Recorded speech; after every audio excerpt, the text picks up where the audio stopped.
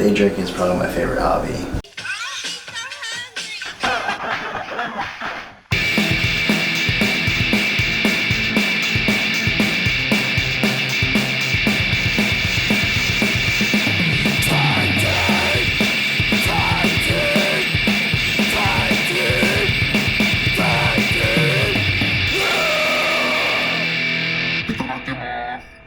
So focaccia, it's a very rich, fatty dough. A nice way to balance out that richness is with we're gonna do some caramelized onions and oven-dried tomatoes. There's a core right here.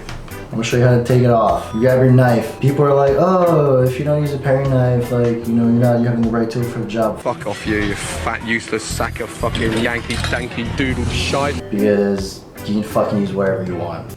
Ooh, that's a tight one.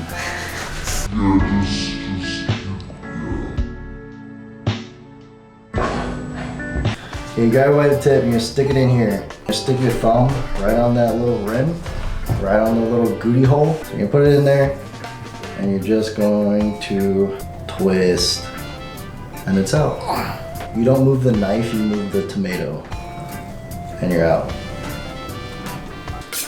Oh my god, do you ever see those videos of Gordon Ramsay and it's just him like, it's like, Fuck off out of here! Me! Fuck me!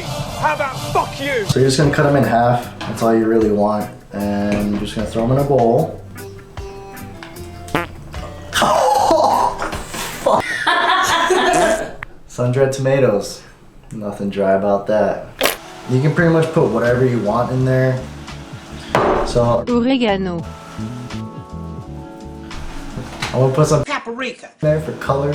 It don't do nothing for no seasoning, But but make it look good.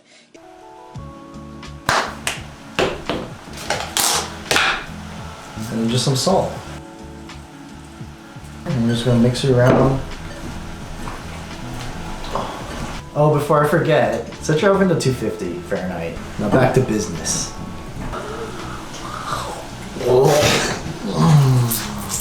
So once you have your tomatoes done, you just want to put them in any pan that will fit them, and then you can throw in the oven. You're gonna throw it in there and let that baby rock for like 2-3 hours.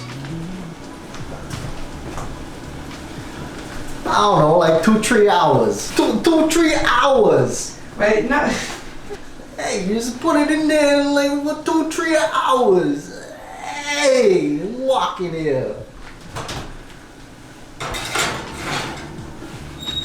Honestly, once you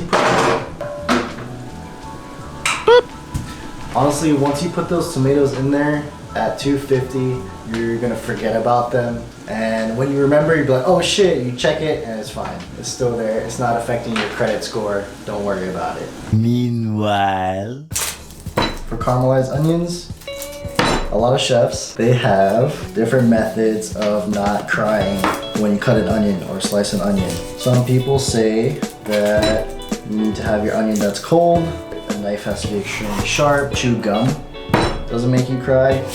But the real truth is that it's okay to cry. Be in touch with your emotions, okay? Okay, one thing, so you don't cut yourself.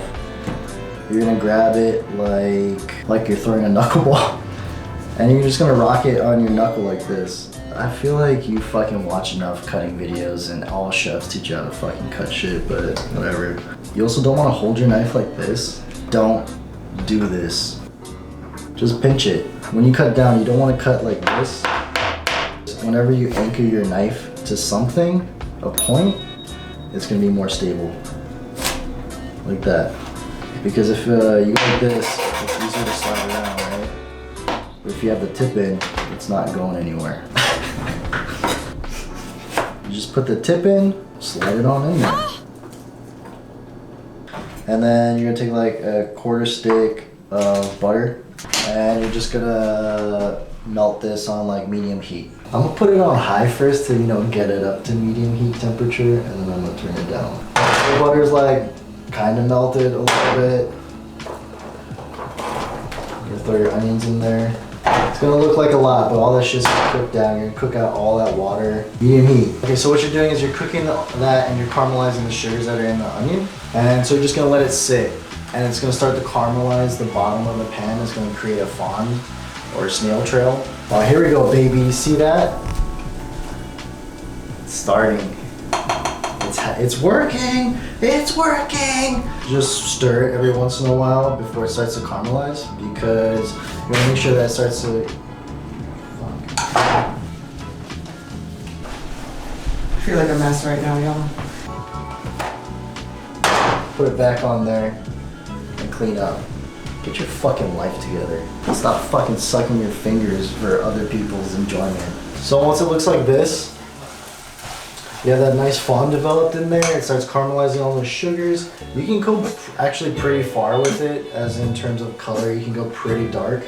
But once it gets like this, you want to get that into all of the onions and not just the onions that are touching the pan or the pot. So you put a little bit of water in there and you're just going to stir it around to get all of that good into the onions.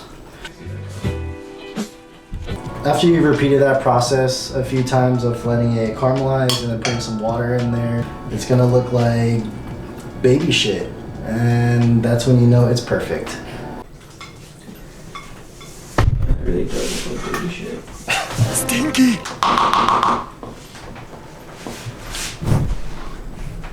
Cool. Ooh, does it taste like baby shit? Yeah. Ugh. It's good. Why do you know baby shit tastes like? All right, so after your tomatoes have been in there way longer than you thought, and they look like this, like 70-year-old dick sack, it's good to go. You see that? There's deliciousness right there. This is your pre-game to your dinner date. Okay, go.